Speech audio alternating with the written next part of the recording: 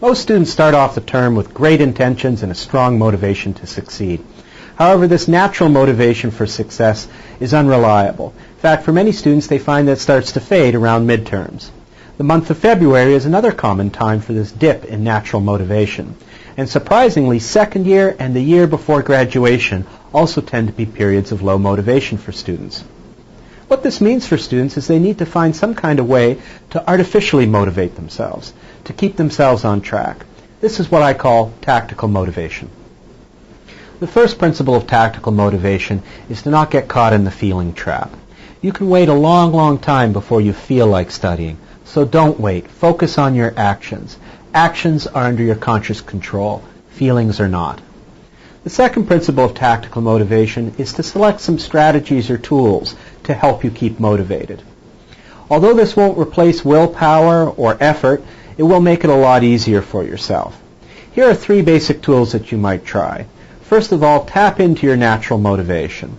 Second, develop some artificial reward systems for yourself. And third, create some habits or routines. The first strategy is to try to maximize your natural motivation. Even though you don't need to do this to be successful, it can sure help. This means selecting a program and a set of courses that are interesting to you. The second strategy is to develop some kind of reward system for yourself. You may have found other students use food, TV watching, napping, or games to help reward studying. If those work for you, by all means use them. However, I want to share with you a particular strategy that's very effective, inexhaustible, and non-fattening. And that's the reward of self-encouragement. This is a very powerful reward for students. Most students are unnecessarily hard on themselves. They believe that curses and imagined fears will help motivate them to study. But this actually punishes the studying behavior, and it doesn't reinforce it. Self-encouragement is very powerful, and it's positive.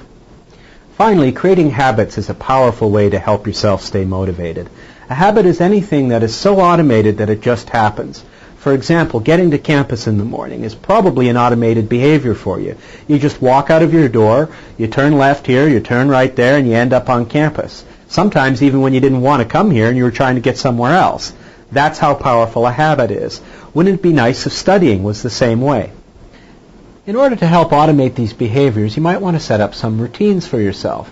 Of course, time management is going to be very useful here, and I encourage you to take a look at the workshop on time management. However, I also want to talk about your study space. Many students find it helpful to have only 2 or 3 study spaces across campus and at home, and they only study there. If you start to mix and match, if you start putting other things into the study space, it'll contaminate it for you, and it'll be harder to study. For example, many students have found that if they start to sleep in the study carrels in the library, every time they sit down in one of those carrels, they feel like they want to take a nap. This isn't helping them study. You don't want to make this hard on yourself. I hope these suggestions help. Keep in mind, it's not all drudgery. You may in fact find yourself slipping into a state that psychologists have called flow. This is where time flies, you get loads of work done, and it's almost no effort and no pain to get it done. If you use these strategies, you'll find that the flow states will be more likely to happen.